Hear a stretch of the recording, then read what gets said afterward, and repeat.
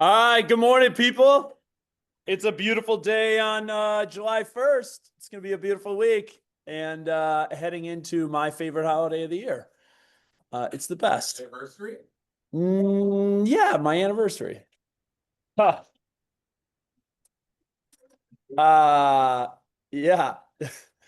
4th of July, I think, is like, I love how it's like 1950s Norman Rockwell, kids on bikes. It's appropriate to start drinking beer at 9 a.m. Uh, there's just no rules, and it's the best. But all right, so for those of you who have high school and college kids, the stories I've heard the last 2 weeks coming out of Bummerfest have been exceptional. Exceptional. Including, and I use this as a way just to make you laugh. I had a friend. Now, mind you, this individual went to Princeton. He's done a few startups, like really wicked smart dude.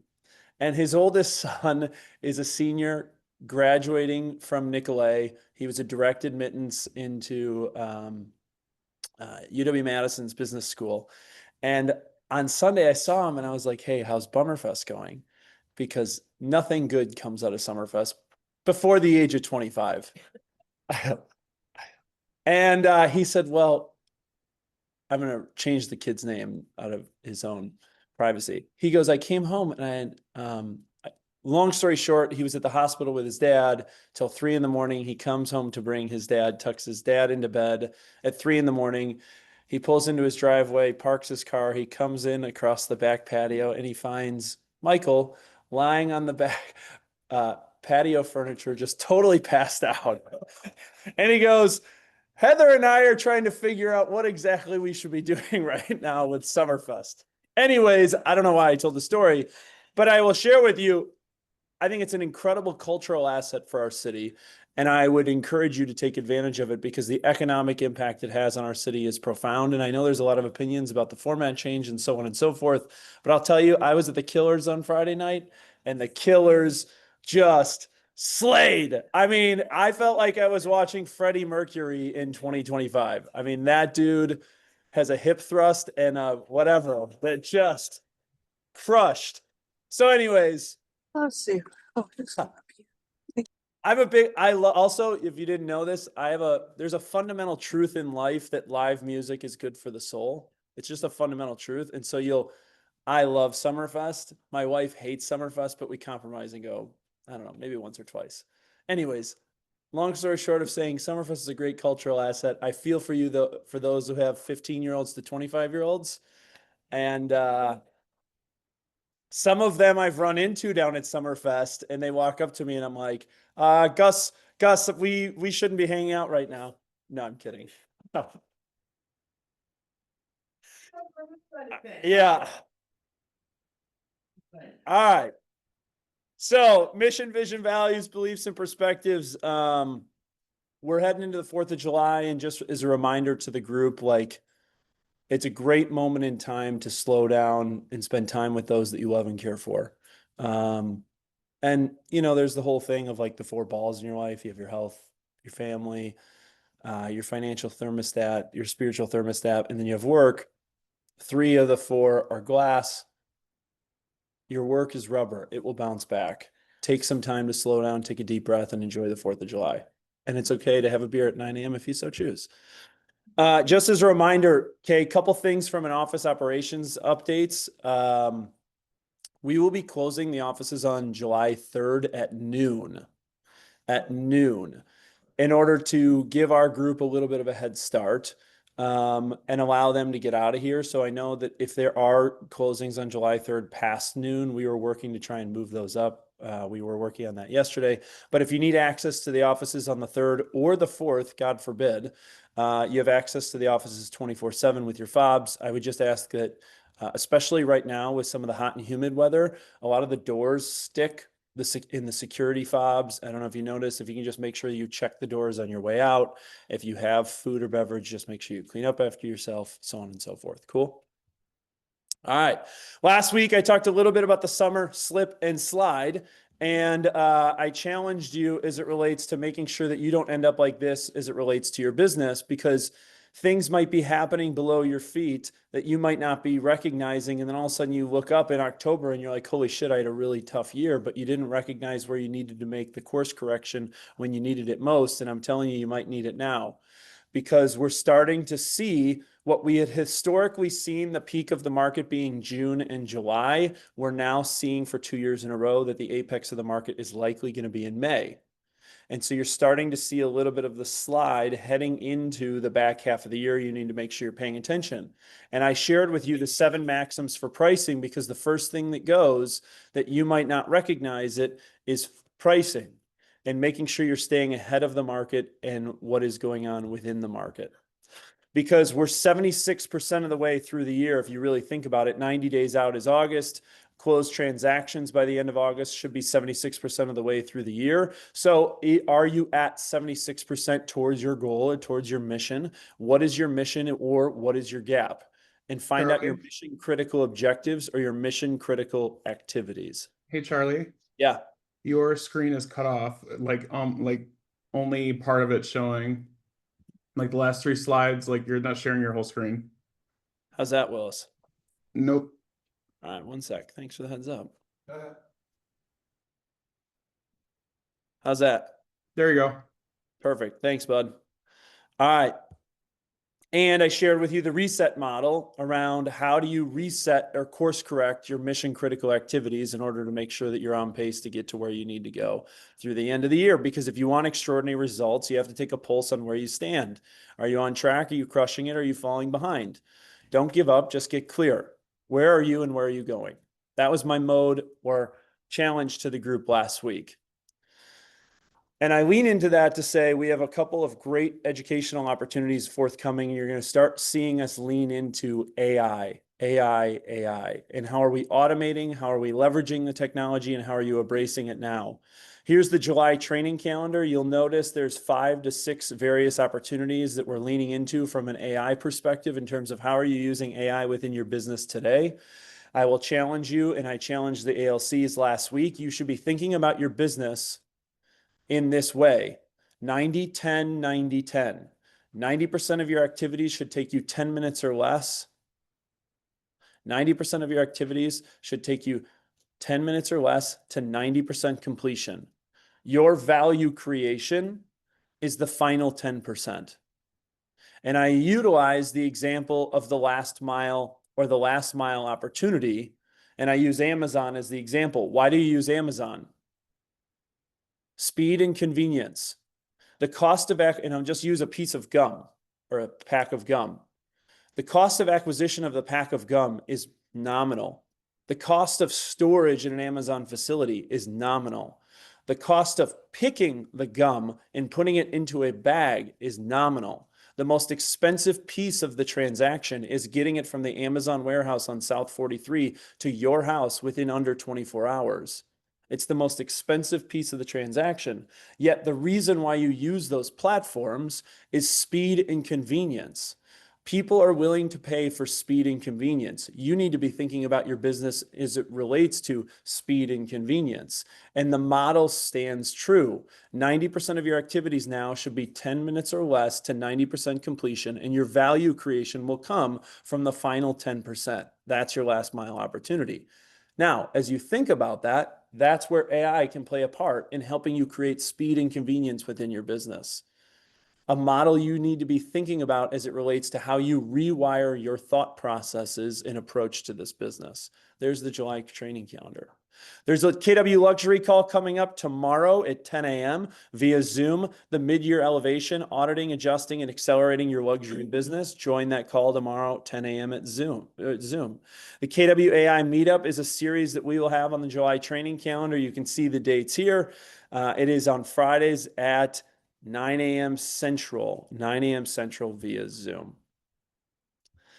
All right. With that, we're looking for a few volunteers at Bridge to Brighter. They just purchased a 4-unit home to be able to take in 4 young men who are transitioning out of foster care and helping them learn the skills, life skills they need to make a transition.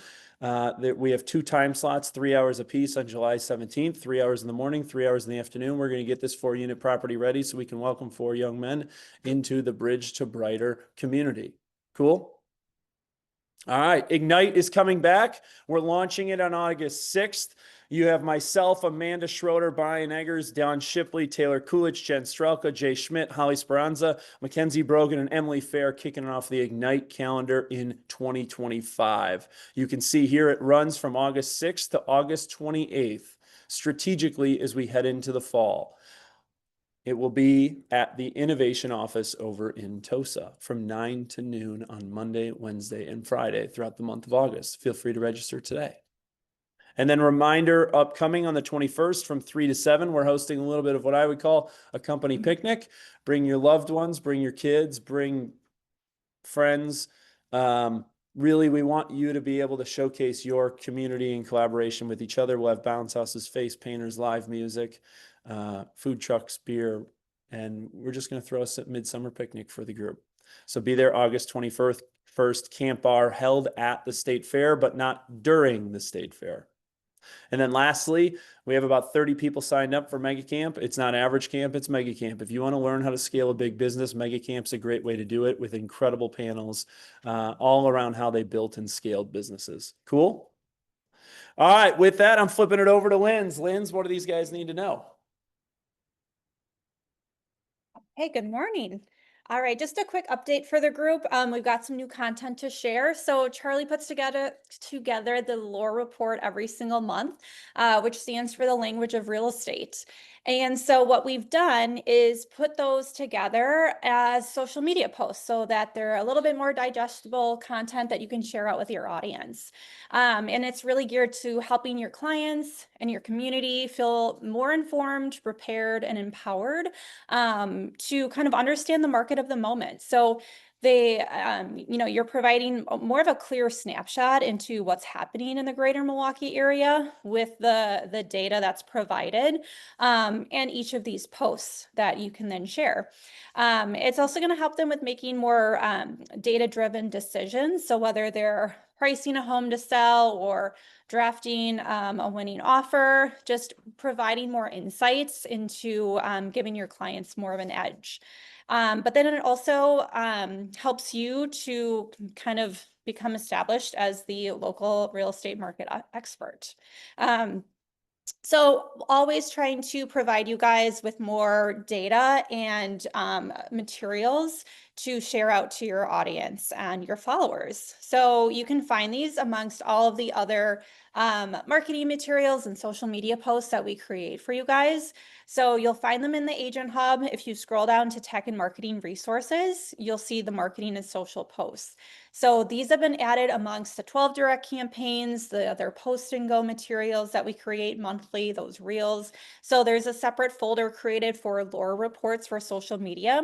So you'll see a folder in there for May 2025. You'll see one eventually for June, July, so on and so forth. So we'll continuously be updating this folder with each of those reports and those specific social media materials that you can share out amongst Instagram, Facebook, and whatever else. So check that out. That is now live. All right. All right.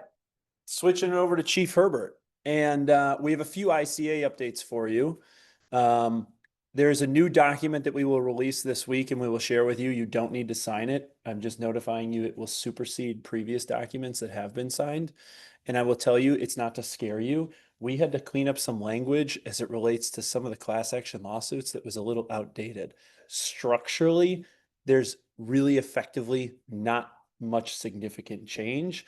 It's a cleanup that we had been putting on the back burner for a little bit while we had some clarity related to the document. Kimmy's going to walk you through what that looks like. And then lastly, I do need you to pay attention. There's a new RESPA disclosure form that many of you are receiving kickbacks from vendors and not disclosing it, and you are putting your license at risk, and you need to make sure that you're disclosing those kickbacks if you are indeed receiving them on a new form that we're providing to you today. Cool? Kimmy, Chief Herbert? Yep. Just click. Thank you. Okay. So as Charlie said, our updates to our ICA reflect some recent legal requirements, operational enhancements, and clarifications aimed at aligning our practices with industry standards and our brokerage's evolving needs. So just to highlight a few of these key updates, One is the E&O deductible responsibility clarification. So we just added the clause that for associates on a team, the team rainmaker may share in the responsibility of the E&O deductible. These are all E&O claims are different, so we would evaluate these on a case-by-case basis. Guidelines for engaging in commercial and wholesale transactions. Nothing has changed with this. We just kind of added some additional clarification. So for commercial transactions, broker approval must be obtained unless you have that KW commercial designation. There's really just a handful of agents who have that designation. If you have questions or have the opportunity to conduct a commercial transaction, please reach out to your brokers to figure out what you need to do to make sure you're compliant. And same with wholesale transactions. So associates who participate in these transactions, we want you to take specific precautions or actions, and I've outlined them here as they're stated in our ICA. But again, please reach out to your brokers if you find yourself in an opportunity to be a part of a wholesale transaction. We did also make some revisions to Schedules A, B, and C, including the allowance of production-based agent choice split options, some fee updates, and commission minimums.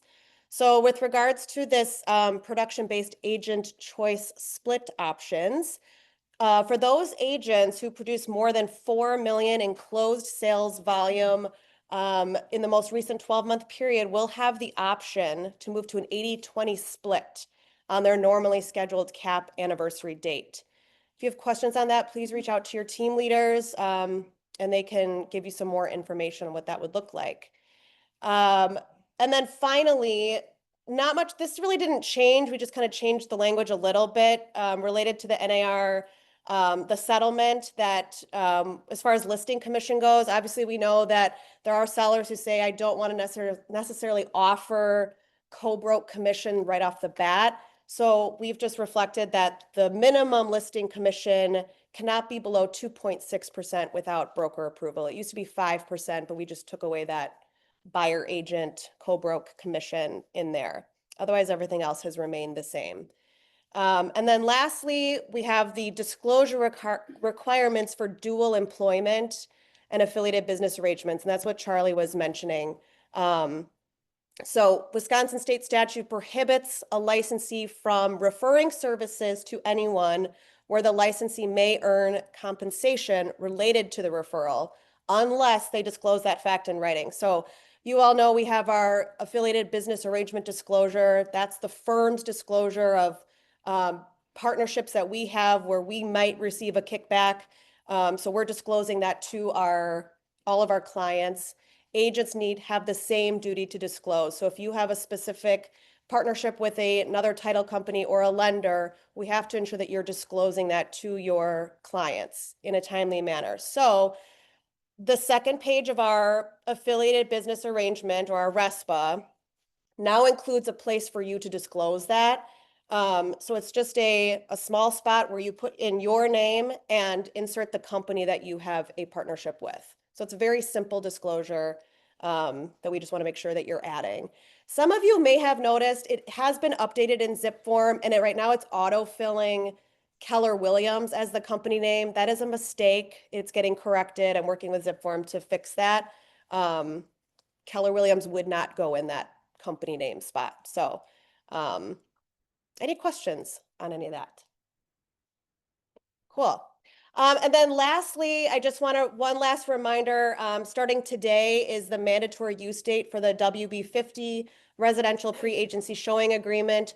Reminder, this must be signed before showing a home to a buyer if you're in pre-agency. So if you do not have a disclosure to customer sign or you don't have a buyer agency agreement signed, you must get this form signed to ensure that you are in compliance. And I'm going to leave you with our July 2025 contract trainings. We're going to be highlighting the listing contract, the condition report, inspection contingency, and negotiating the inspection. And contract training reminder on Mondays at noon via Zoom. All I got.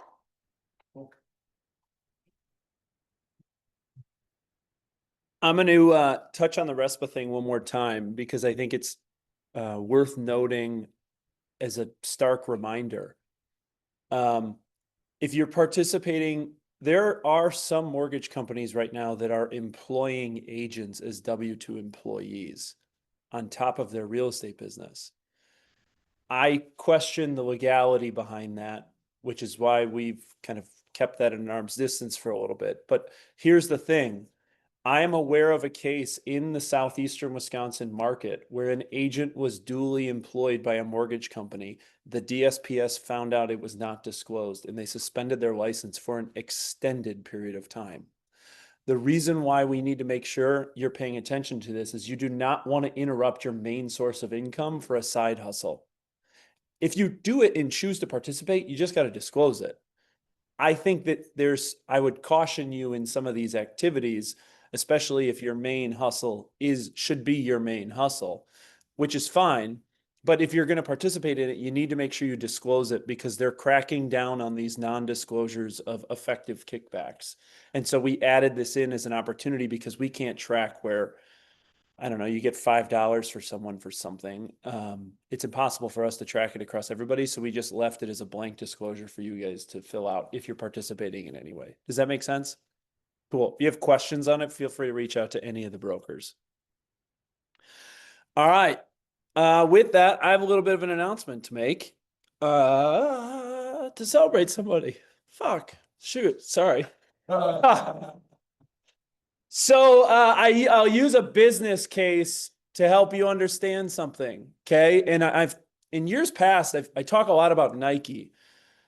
I think Nike is one of the most exceptional brands at telling a story. And last year, there was a movie that came out. It was called Air. It talked through the whole recruitment process of Michael Jordan. It follows Phil Knight. I think one of the best business books of all time in terms of betting on yourself is Shoe Dog, which is Phil Knight's memoir of how he basically was a riverboat gambler for about 20 years until Nike just had this historic rise. And then that's where Michael Jordan comes in. And it's an incredible company. And they've had some challenges, I think, over the last 2 years. I'm not going to deny that. But if you just look at their stock over the course of its lifetime, any company in America would desire to have a trend like that over, let's just call it a 30-year period. And it's been a really remarkable rise, and they're really phenomenal at a way of helping you understand their ethos without making it feel as if you don't, you know what I mean? So where am I going with it? Phil Knight, when he first started Nike in the 1970s, created a 10-point manifesto. And I've shared this with the group because I have this manifesto on a pushpin board in my office that I look at often. And here are the 10 points of his manifesto. 1, our businesses change. 2, we're on offense all the time. 3, perfect results count, not a perfect process. Break the rules, fight the law. 4, this is much about battle as about business. 5, assume nothing, make sure people keep their promises, push yourselves, push others, stretch the possible. 6, live off the land. 7, your job isn't done until the job is done. 8, dangers, bureaucracy, personal ambition, energy takers versus energy givers. Knowing our weaknesses, don't get too many things on the platter. 9, it won't be pretty. And 10, if we do the right things, we'll make money damn near automatic. Okay? I share that with you because they're 10, I would consider fundamental truths of any business. And I look at it often as reminders for me as it relates to where are we going, and how are we pushing the organization forward. So I want to share with you back in October, Q1 of 2018, I shared a presentation around where are we and where are we going. Okay.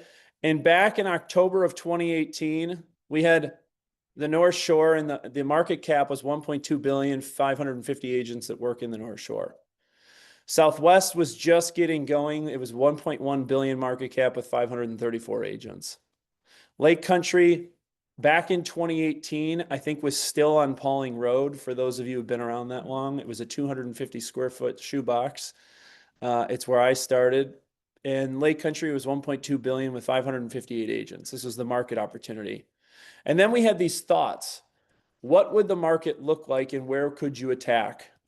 So then all of a sudden in April of all timing, April of 2020, we decided to open up in Elm Grove, Brookfield, Tosa area. Then Prestige popped up. And I share with you this because the full scope of the presentation was basically what is the market opportunity in southeastern Wisconsin and how do you go on offense and play offense all the time? And how do you attack the market with our business model? What are our competitors' weaknesses and what's our place within the market? And this was back in 2018. And if you look at that, you say, well, we basically have almost every single circle either identified or we're strategically working towards it. It's pretty actually remarkable what we've been able to do in the last 7 to 8 years.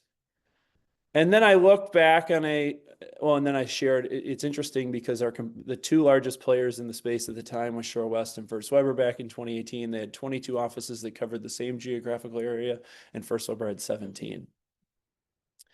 And then I looked at another presentation and I looked at market share, and this was a market share presentation I gave back in, this would have been May 13th of 2019. And we were doing really well, but we were growing. We were doing really well, but we were growing. This is what it was as of this morning.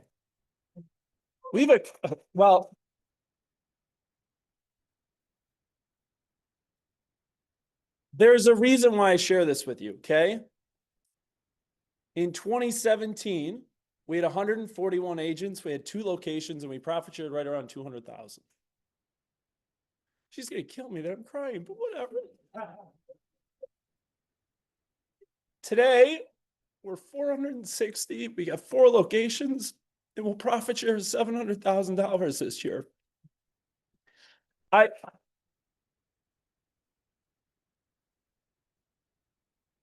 I share that with you because the impact that we've been able to do has been profound, and it's not lost on me.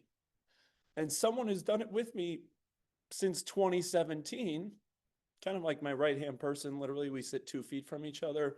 She puts up with all my bullshit. It's Mandy.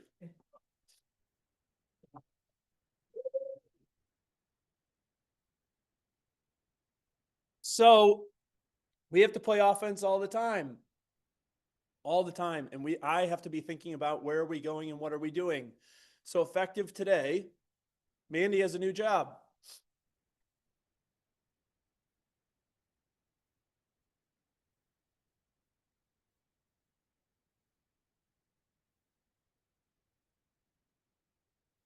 So in the background, we've been moving the organization to be more strategically focused. And, you know, it kind of started a few months ago. We brought Kimmy back into the fold as chief compliance broker. My time has been pulled in different directions, but I needed more strategic thought around the direction that the business is taking. And so over the last 90 days, Mandy and I have had a lot of discussions around what's next for her, because she's also been with us for nearly going on 8 years. That's a long time. And as an organization, we want to be able to continue to grow so that we provide those that trust us with their professional lives the opportunity for continued growth and advancement. And so a lot of times I'll get questions from agents, why is growth important? Why is growth important? Well, one, you're either growing or you're dying. That's just a fundamental truth in business, okay? You're either growing or you're dying. And 2, the reason why I feel the pressure to grow is because I have to be able to provide people like Mandy, Jen, Willis, Nikki, Courtney. I have to be able to provide them an opportunity where they continue to see professional growth within their own careers. And so with that, Mandy is going to be moving into a new role within our umbrella where she will be the executive vice president of growth and strategy. She will be stepping out of her role as the team leader in the North Shore. Her sole purpose is to support Amanda, Nikki, a soon-to-be named leader in the North Shore, along with identifying leaders for a lot of our other locations for continued growth. And her whole sole purpose and job will be to focus on our growth strategy, our retention strategy, and our overall strategy around how we plan to attack the business. And the way I saw that we would be able to do this is I had to abdicate her of day-to-day responsibilities and put her in a position in order to help us continue to drive the business forward. Make sense? So with that, congrats to Mandy.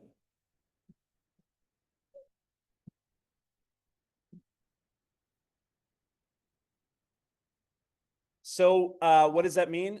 You're going to see, for those in Lake Country, those in Tosa, you're going to see a lot more of her. For those in North Shore, you're going to see a lot less of her. And that's not a bad thing. We're taking her talents, and then the key to any great leader is how do you build other great leaders? And that's what is going to be her focus moving forward. Her and I collectively are going to be working on identifying a great leader for the North Shore office. And we're going to take our time to find the right fit, because it's a unique place, and there's some interesting dynamics in and around the North Shore that we got to make sure that we have the right person leading the charge for. And in the interim, I'll be leading the day-to-day team in the North Shore to allow Mandy to step into her new role. So exciting announcement and exciting growth. Cool. Sweet. And I leave you with the 10 truths that Phil Knight wrote. Our businesses change. We're on offense all the time. Perfect results count. This is much about battle as it is about business. Your job isn't done until it's done. It won't be pretty. It hasn't been pretty over the last 7 to 8 years, but we figured it out and we keep moving forward, right? And we'll continue to be able to attack the market as we originally put this idea together back in 2018, and we'll keep serving you at the highest level. We'll keep being progressive. We will keep challenging the MLS until we get what we think we deserve. And we will keep pushing you forward so that you see a platform that you can achieve whatever it is that you desire with us. Cool? Yeah. Guys, be safe. Enjoy your 4th of July holidays. Thanks for showing up.